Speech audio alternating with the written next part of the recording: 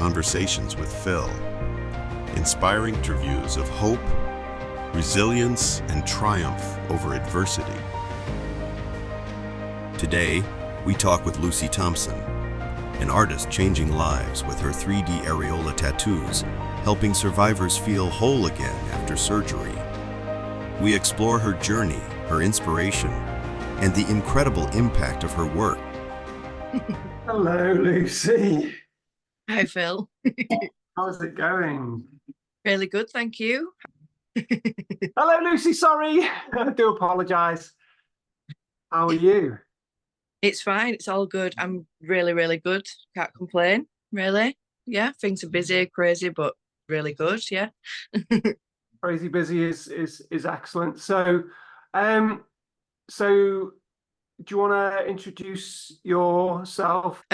So my name is Lucy Thompson. I'm a medical tattoo artist, and I'm the founder of the UK's first mastectomy tattoo charity, the Nipple Innovation Project.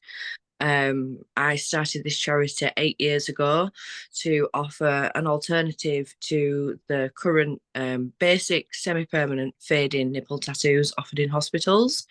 So we offer 3D realistic nipple tattoos through a directory of artists who've had experience tattooing, and our tattoos are designed to be realistic and not fade away.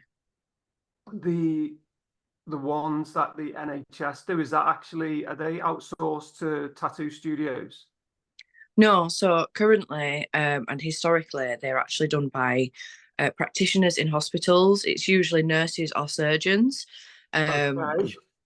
Yeah, they are put on a course, and then they are sort of told that they're okay to go and tattoo. So they are experienced tattooists of some sort.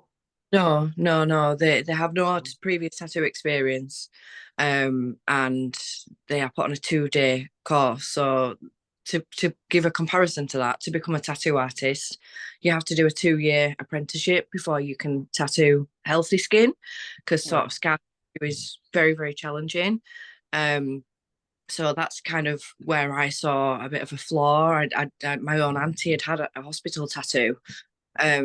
It was a very traumatic experience for her. She was in great pain during the process. There was a lot of blood. It was pouring down her body.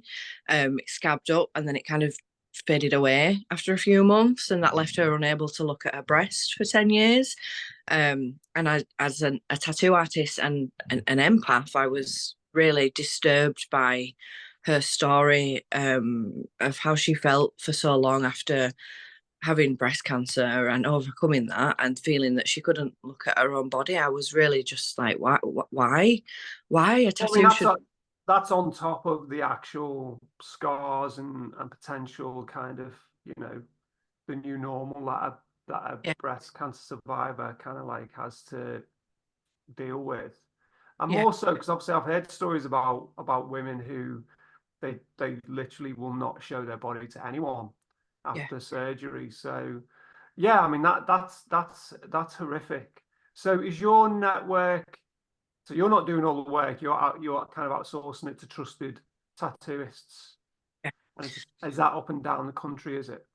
Yeah, so because of the current standard, we've set a new standard for our charity, and what we do is we take on people with proven experience as tattooers. We kind of vet them as a committee. We ask them to send us the work fresh and healed so we can assess it, because we need to make sure the standard's been set. We also need to make sure that the healed results are consistent with the fresh results. The quality is imperative, and it's something that we just cannot, there's no room for error with that. Like we've set this standard, and we ask everyone to work to the same standard, and if they're not there, we will support them with that. But the main thing is that they have experience tattooing to start off with. So to become like is it an accreditation that you offer to tattooists essentially? Kind of. We didn't want to, because it's really difficult because there's actually no regulation within tattooing. So we just asked people to meet the standard we've set, because people can people from different backgrounds have different skill sets. They pick up things differently. However, I have started an academy. I've opened a training academy now, so I can teach people with tattoo experience to learn the standard that I work to, if they choose that, of which that is accredited. So we're trying to get, which we have lots of people signed up to. So that means that we know they've had the thorough education. We know that they've been through the whole process, the tattoo process. We know that they understand the psychological importance of these tattoos, how important it is that they have to be done safely, because again, through the hospital tattoos, I absolutely believe that the people doing the tattoos in hospitals are well-meaning and they're doing these with the best intentions. But because of the lack of experience, they often overwork the skin. They cause further scarring on top of the scar tissue, which can leave the skin almost untattooable. And I've seen that hundreds of times, unfortunately. And that has a really negative impact on someone's mental health, self-esteem, how they can, like you say, accept their bodies after what they've been through. So, well, I mean, so that almost has the complete opposite effect of the reason to getting it done.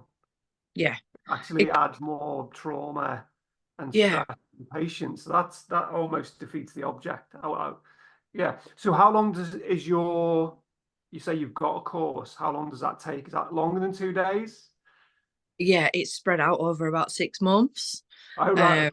Yeah. Okay. So that gives it a comparison with the Yeah, NHS. But and you know, obviously the aim is not to criticize the NHS necessarily. They're working within a you know, a tight budget and yeah, time, and you know, it probably would have been given to somebody that was doing another job, and it's on top of their yeah, existing job. So you know, the thing is, I'm not criticizing the NHS, but obviously it gives it a bit of weight of how important it is, because of course yeah, the end result is to have a person walk out of walk out of the tattooist and be more confident, happier.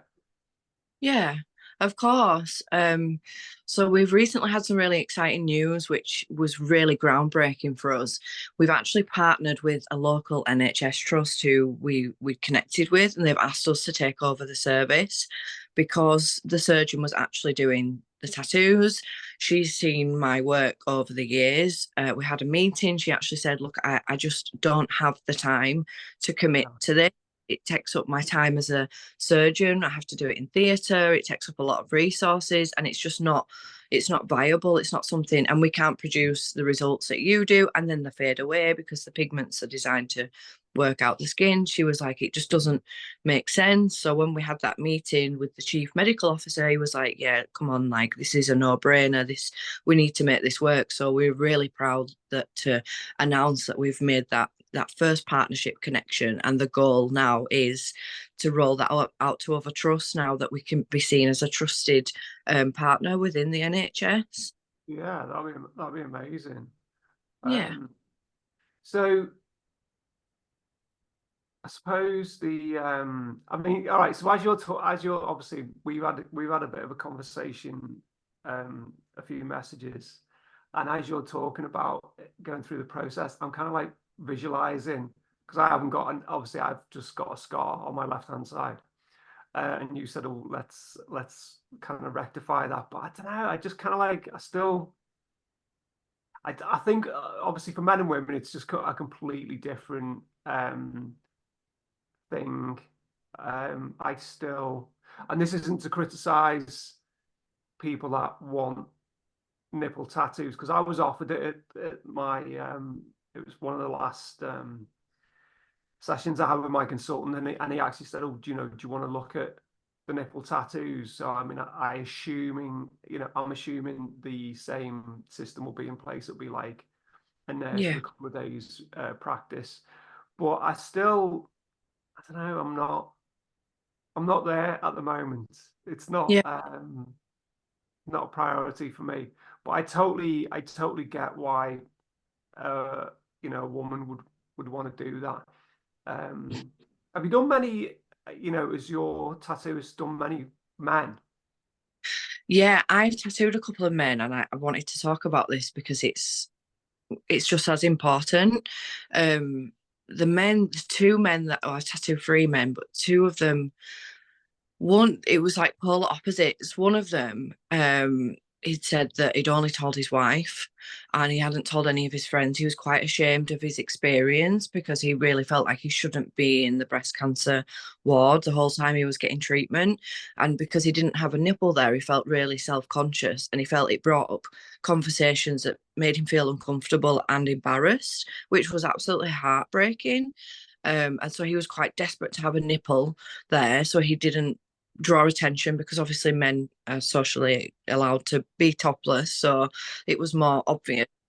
And then on the other side, I tattooed a man who he's an amazing man who's done a lot of sort of advocating within our local community to raise awareness for breast cancer. He was like, I didn't know that this men could get it, and he comes from a different, he's an Asian man, so for an Asian man to talk about something, breast cancer, like, it was really bold of him to do that, but it was really inspiring to meet him and to do that tattoo for him. And the two, like, polar opposites of them two, it was quite crazy. And we've heard of other men that have had treatments through the charity as well, others that have said they've not told friends or family at all because of shame, and that's just so heartbreaking to hear, because anyone tissue can get breast cancer. So I mean, obviously, like, you're going to get even fewer men just statistically, and then you may, for the same reason of people, men not even want to discuss it, might not even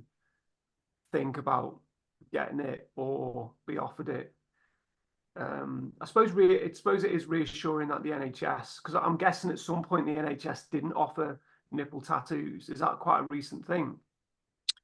I've been they've been offered around for maybe like the past 15-20 years, I think. I don't think it's something that was always offered, but yeah, I think it. Have you ever had someone? Have you ever seen a 20-year-old, a 15-year-old nipple tattoo? Yeah, well, there's nothing left over there. There's nothing. It's just faded. There's barely anything left over, and people from that older generation, they've kind of just, because they don't go back for checks that often. They don't think to ask. They don't know that anything else is available, so they just think, oh well, this is it. This is how I'm going to have to live now, and it's not quite. At least I'm alive, but it's like, no, we need to have these discussions so people, especially like you that have been living without a nipple for so long, know that this is available to you. Yeah. Well, see, the funny thing you were saying then was kind of, you were hinting that the person 20 years ago would have been quite old, but obviously now, with my awareness that I've kind of seen with my own eyes, there'd be a lot of younger people who would definitely get a tattoo, and obviously they might need a new 20 years time when they're like in their 50s, because obviously there's men and women in the 20s being diagnosed. Is that potentially a thing, or will what nipples you do fade over time? They will fade slightly over time, just like kind of all tattoos do, but they'll never fade, disappear like they do in hospitals. It comes down to so many different types of variables. But no, the tattoos that we do, they're done with permanent pigments, permanent techniques. They are designed to last. So yeah, I've tattooed people recently, younger people, like you say, and then they said, well, actually, my mum had breast cancer like 20-30 years ago, and she's been in her 70s. And they've then said, can you help my mum? Like, she's seen my nipple tattoo and she's like, oh, I would really like one. And that's been really to see people that are from an older generation come and get a tattoo and then come back and excited and confident again. It's really nice. I mean, I must admit, because I've seen a few nipple tattoos in real life, and the people like, they're very proud to show them off. They're like whipping them out, and I'm like, all right, okay. No, but which is a good thing, because it's just body confidence after surgery, isn't it? At the end of the day, which has got to be a good thing. So tell me how it works right now. If your local trust doesn't offer this, however, if there's a tattooist who is on your books, how does that work? Is it paid for? Do the people have to contribute a little bit? Is it, is it So, donation or? well, we don't. So, as a rule, the idea is we want to be able to offer this to anyone that needs it. We don't put any like restrictions on it whatsoever. We feel like the terms are if you've been through breast cancer or if you've had the BRCA gene, you've had preventative surgery, and you need the service, we'll provide it for you. We do ask if people are happy with the service and they value it to consider paying it forward or maybe doing a fundraiser for us, because we are a small charity and we do really rely on donations and fundraisers, but that's not a term of receiving the service. We just really want to make it more accessible to people that need it. So we can only provide it through artists that we have approved on our directory, which we are growing at the moment. Just for safety reasons, we have to make sure that we've done checks and things like that. We can't just offer it to any tattoo artist that kind of feels like they want to do one. We just had to put things in place. So we just say to people, contact your nearest artist that's on the directory closest to you, and see if they've got funding availability.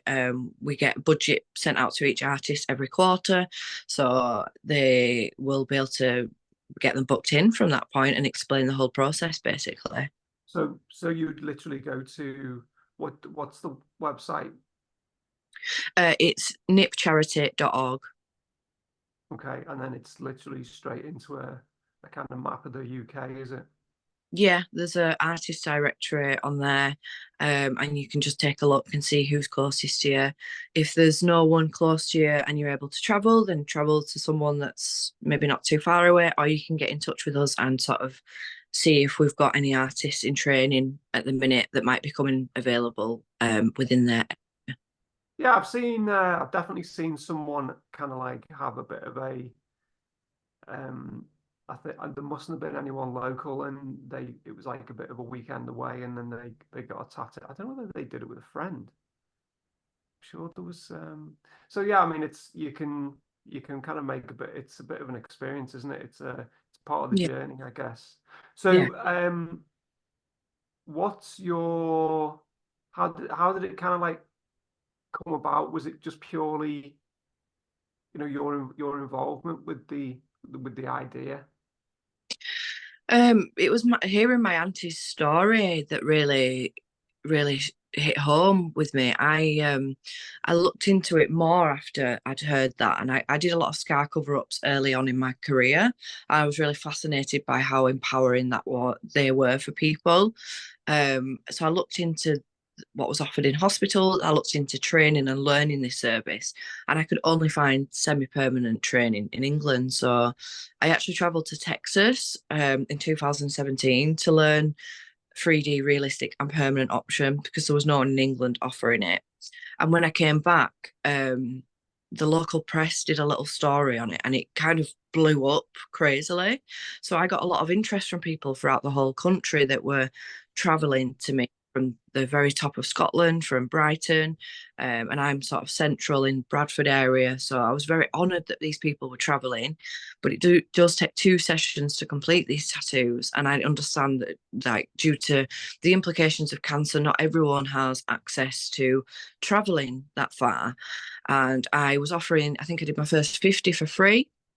I was working, my regular job was paying for the tattoos, and then it started to sort of take over the time. And I was thinking, I don't want to charge for these, but I'm really struggling. I was a single mom with a business.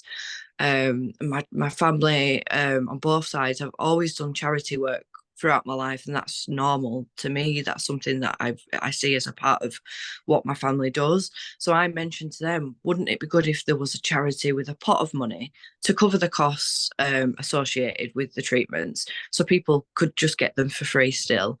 And that's kind of where the idea of starting a charity was born, and that's where the Nipple Innovation Project came from. Also, Is there any, other than your auntie, was there any other breast cancer kind of history in your family?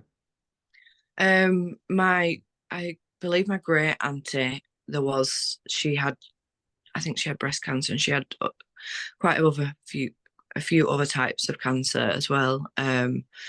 So, but my auntie's story was, yeah, I really felt her pain. It was really, yeah, I was really shocked to hear she'd been living for so long, feeling kind of ashamed of her body, and she shouldn't have been. She should have been thriving at that point. It was really hard to hear.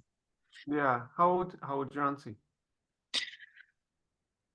I think she's in her 60s now, so Okay. she's around 50-ish, maybe. I When mean, yeah, I mean, if she had breast cancer like 20 years ago, it was a different experience. So, yeah, you yeah, know, everyone now that gets diagnosed is pretty lucky because a lot of people have been through, a lot of traumatic kind of experiences, and obviously the surgery and then the reconstruction and then potential nipple kind of tattoos are part of the things that have all improved, and obviously you're doing your bit for that.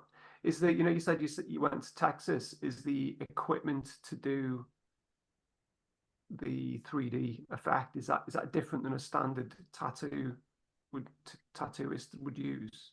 no, it's the same. To be fair, it's just tattoo machines to use to create traditional body art. It's the technique, it's the artistry that creates the 3D illusion. It's putting the practice in on paper and fake skin and continuously studying nipples. That's where you gain the knowledge and expertise to create that illusion. Yeah. So how many nipples, how many 3D 3D nipple tattoos exist because of you in the world, do you think?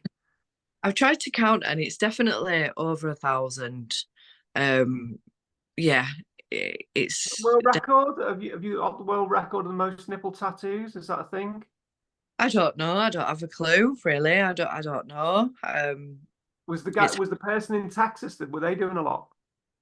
I don't think they've done as many as myself. No. They've been doing it a lot longer than me, obviously, but I don't think they've quite done as many as me. And I am very busy with this work now. I'm very blessed to have built up a really good reputation and receive regular referrals from multiple surgeons and things like that. So this is my day-to-day job. This is, to be honest, that every time I do these tattoos, I always want to do more selfishly because they just bring so much joy to me. It's a real pleasure to be able to give that gift to someone and to do my dream job as well. So I Yeah. know that I'm busier than most who do this work. Yeah. I'm still kind of wondering whether you could exploit being the world record holder of nipple tattoos, just to get a bit of media attention. Be quite cool. So That would be I cool. mean, so what's next with the charity then? If you're rolling out more tattooists across the country, what else is gonna kind of happen? We really want to establish ourselves within the medical field. We want to create more partnerships within the NHS where we have other artists, so people within their areas can have these tattoos funded by their NHS. So that's the goal. We do have people within the NHS who have volunteered to help us since this partnership, and they are helping us with that. So we want to get more artists on board too. We've said we want at least one in every county, to make it really accessible to anyone who needs it. And they can go on the map, they can have a look at people's work, they can make that choice themselves. There's a lot of power in people being able to make a choice in their body after they've not been able to make so many choices. So yeah, really just to completely eradicate this semi-permanent fading tattoo experience from people so that they don't have to go through losing a nipple twice, and means that we are the trusted providers of this service through our charity, really. Yeah, that's amazing. Yeah, it's Yeah. exciting. So what's obviously you've invited me to this gala Yeah. dinner. What's lined up with that? So this Glitz the Nip, it's like a Gatsby themed Glitz the, charity. glitz the nip or Blitz the Nip. glitz the nip? I didn't know that. So we've very kindly had a group of people, of business from our local town who contacted us and said, we want to arrange a ball and would you like to come along? And we'd like to do it in your honour of the charity. We was absolutely in awe that someone would want to do this for us. And we've met with them and they're such nice people. So we are not actually running it. We've just been invited, but we're trying to raise awareness of it and get people along. So the idea is it's a Gatsby themed event, so we get to dress up in Gatsby themed clothing, which is not something you get to do every day. They're going to have performers and entertainment on the night, and they're going to have like raffles and auctions and things like that. And it's just they're not telling us everything, they're keeping some things secret, so it'll be a surprise for us on the night. So we don't know everything, but yeah, we just know that it's going to be a good night, a really good chance. No. I mean, it's just, I mean, like you say, it's cool when you're getting, I mean, essentially it's recognition for the work that you're doing, which is great. And hopefully you'll raise some money on the night. Yeah.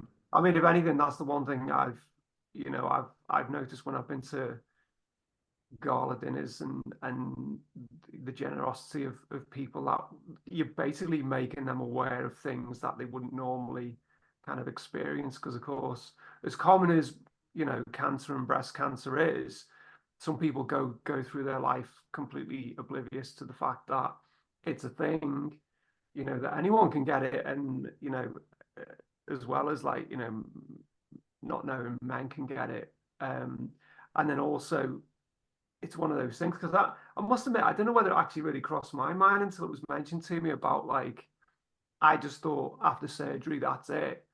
But of course, from a female point of view, they, I imagine, probably speak to the cancer counselor, and then the cancer counselor will be like, oh look, obviously you've got not issues, but obviously you've got things that you need to kind of like work out with your body image post surgery. So I don't know. I just think it's a good thing that you're getting out there. And what was the I actually didn't do it, but what was your link with the ice thing? That was you, wasn't it? Yeah, the Lume. So we did last year we did a campaign in October called Dip for Nip, where we encouraged people to do a cold water dip of some kind to get sponsored for it, to do something out of their comfort zone. And then I am a fan of I use their cold water tubs. They really help me with my mental health. I use that at home anyway. So they picked up on that at the back of the campaign, and they got in touch and said, we'd love to support your charity. We want to do a campaign called Freeze the Nip. And your charity seems perfect, and not only to raise funds for us, but raise awareness of this such niche subject, which is often a taboo subject as well. So they did a big campaign and encouraged people to do a 10-day challenge, to purchase a t-shirt and an ice bath, and to challenge themselves and raise awareness of what we do. So that went quite well. I think they've then decided to choose us as their charity of the year. So I think we'll be working together again for this year, which is exciting because the cold water community and the mental health benefits that you get from it. We've had a lot of people sign up that hadn't done it before, and they now use it as a daily practice. It really, really does help people. So it's just really beautiful how that's all come together. And how many nipples did that kind of money was raised for? How many nipples did that generate? Do you know? I don't know yet. No, it's still ongoing. So I think we'll maybe find out at the end of the year. We did have a lot of reach from it. A lot of awareness was shown, and we made some really nice connections within people from different communities. So without talking about money, like just the connections that we made from it were really, really important found for us. So we were grateful for that. So I guess we'll find out when they've finished their year-long campaign. Really, we don't know for now. Yeah. No, I was just kind of curious. I mean, it's quite nice to kind of quantify. Yeah. Obviously, there'll be people hopefully watching this who will have done the challenge, and Yeah. then to know that they funded 500 nipples or 300 Yeah. nipples, on being a small part of that would be an amazing thing to kind of like be able to pass on. Yeah. So after the taken over every NHS trust in the UK. What is it? The world? Is it what? Where's the UK in the kind of like 3D nipple world league table? Are we lacking? Are we oh, bad? Are we good?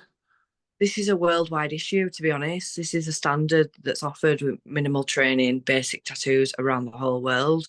We would love to go worldwide. It just depends on the level of support that we have as a charity, because we are run by volunteers. We are in the process of taking on a lot more volunteers at the moment, which is amazing because it's only been a very, very small team of us for so long. So I guess as we grow as a charity, that means that we can grow our reach. We can reach out to other countries. I've trained quite a few people in Europe, so it'd be nice to be able to support people globally. But I think for now we need to focusing on managing the UK, because that's still quite a big feat, really. Yeah, yeah. Well, I can imagine. But Yeah. are there better countries in the world at doing 3D kind of tattoos? I say better, I mean, is there more acceptance and um, kind of availability and acceptance in other countries, or are you help leading the way in the UK? We're definitely leading the way in the UK. I think from all the work that I've done, what we've done through the charity, we've raised huge amount of awareness, not just in England but around the world. We've inspired other people to open up similar organisations. Our goal was always for us all to work together and build a strong community, because I believe that if we work together and we put our resources together, we are much stronger together. I think in other countries, to my knowledge, it's similar to England, where there's a handful of people doing really good work, really trying hard to advocate for a higher quality service. But again, I think that comes back to because we all kind of know each other. I know people in America, you kind of know who's doing the good work. I do believe working together with the same voice, the same mission, working as a collective, which is kind of the goal through the charity, we are stronger together because we're pulling our resources together. We're a louder voice. We make a bigger impact that way. So, it's kind of similar, but different. Just out of kind of curiosity, because I've seen, a lot of people share their kind of like scar tattoos. You say, can you only get, say if someone said, I want a nipple tattoo, but I want a little budgie on the resting on it or something, does it have to be a 3D nipple tattoo? Do you know what I mean? Because I've seen like flowers and roses and branches and Yeah, there is the option to do that as well. I think because of our name, we mainly get asked to do nipples. But if not everyone wants nipples, so that's fine. If they wanted to have something like decorative, then they could definitely discuss that with us. Sometimes I'll do a nipple on someone, and they'll come back and say, "No, I want to go, wild with it. I want to just take ownership. I've always wanted a tattoo, and let's do something." What happens in that instance if do you do like an outline very faintly and let them live with that for a little bit, and then it goes permanent? If they don't like it, what happens? No, well, we just kind of talk through the design process together. We'd have a really thorough consultation. I do I do my designs. I'll take a photo of the area to tattoo, and then I will draw a design over the photo. So you have like a visual representation of how it would look before committing to it. That's what I was going to say, because obviously you were saying then that if you start doing or do you mean if someone comes in and thinks they want a nipple tattoo and in the end they get a ornate kind of design instead? No, it's usually they'll get the nipple tattoo, they'll go away, live with it, then they'll be like, actually, I think I want to add to this. I think I've always wanted a tattoo, and I think I feel, Yeah, yeah, yeah, exactly. I'd never say no to that. I think that's just super great and empowering that they feel that they want to take that step then, because it's like, well, you've always wanted one, so you don't want to always regret not getting one. So just get one, just get it. So Yeah. yeah. Yeah, I mean, I was just kind of curious as to whether, you know, there was any flexibility about what it is that you would tattoo onto the person's body It's more than personal. It's whatever they want to do. I'm very keen. I'd like to do some different coloured nipples. I'd like to do some, you know, something a bit out there, but I know that would take like certain for people, if maybe people need to know that that's available, or you know, like they can ask for something different if they want. That's absolutely fine. I'm totally here for that creativity. like Definitely. different color. Green nipple. I mean, yeah, I mean, yeah, that would definitely get attention, that wouldn't it? Yeah. Um, I mean, I'm gonna sit with it still longer. Maybe I can be convinced, but and you know, don't take it as this is just me. I mean, like I messaged you before, I haven't got any tattoos at all. I think I would struggle to make a decision to just choose a tattoo. So to actually have to then decide to have something on my chest, I don't know. Obviously, it's a seems like a bigger decision for some people, and Yeah. for other people, it's like, oh yeah, just go for it, kind of thing. So Uh, I think it's really good that the choice is there. That's the most yeah. important thing at the end of the day, isn't it? There's so much power in choice. And I had a lady like that. So I'd done a nipple tattoo for her. She's had both sessions. She said, Lucy, I've always wanted a tattoo and I've got some. She'd had a unilateral mastectomy, so she had some asymmetry. And she's really self-conscious of that. And we were talking about a tattoo idea. And I said, well, why don't you just come in and I'll draw on you? And then you can just go away with this drawing on you and you can just live with it until it kind of rubs off. Yeah. And she, oh, can we do that? I was like, yeah, of course we can. Like, that's a really good way of So what's that? seeing it. Is that henna? Is it or something? Or Just like a tattoo skin marker pen. So it's like a stencil pen, basically. So it'll stay on for a few days. It will fade away. But having physically something on your body allows you to give you an idea of how it would look. Go away, look in the mirror and see how you feel about it. So yeah. yeah, I mean, that's good. And how close to the finished kind of tattoo does that look, or is that just purely for shape? It's quite similar. It would be similar, maybe just it depends on the detail of the tattoo. So this lady just wants flowers, really quite simple one. So it would just be one colour outline, no shading or anything like that. So it would be quite a basic representation of it, but hopefully Yeah. having that visual might help a little. No, I think that's quite important. That actually, I think it's good.